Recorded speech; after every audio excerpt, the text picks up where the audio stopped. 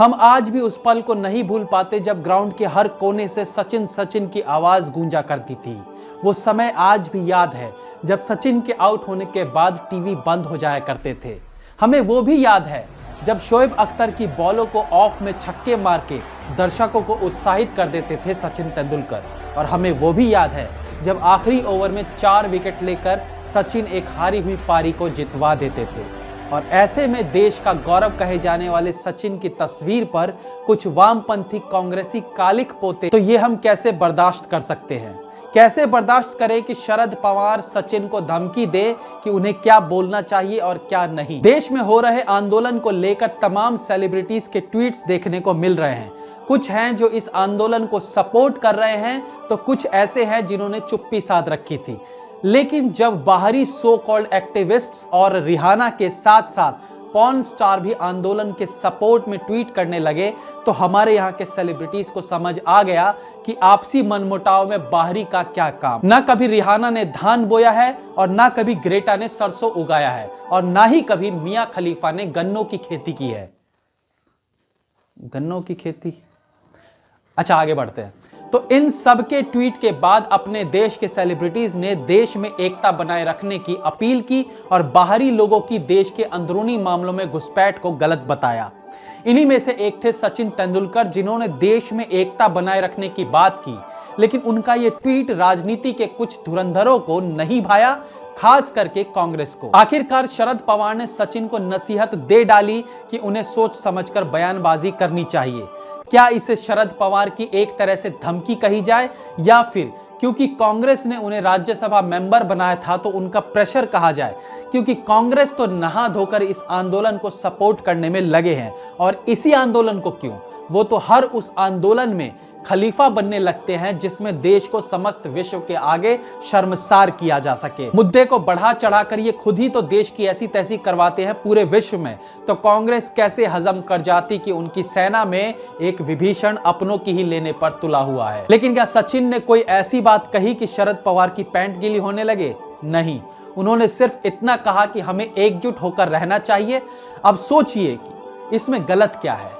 ये वही शरद पवार है ना जिसे ऑस्ट्रेलियन क्रिकेट टीम ने चाय में पड़े मक्खी की तरह धकेल के फ्रेम से बाहर कर दिया था।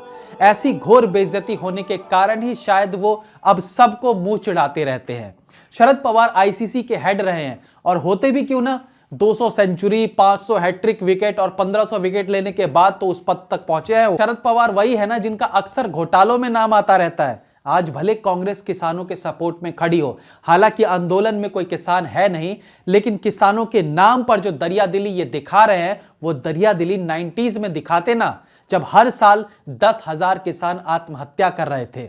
आंकड़ों के हिसाब से 1997 से 2010 के बीच सबसे ज्यादा 2 लाख किसानों ने आत्महत्या की थी और ये शरद पवार साहब उन्हीं दिनों एग्रीकल्चर मिनिस्टर थे और आज ये चले हैं किसानों के हमदर्द बनने।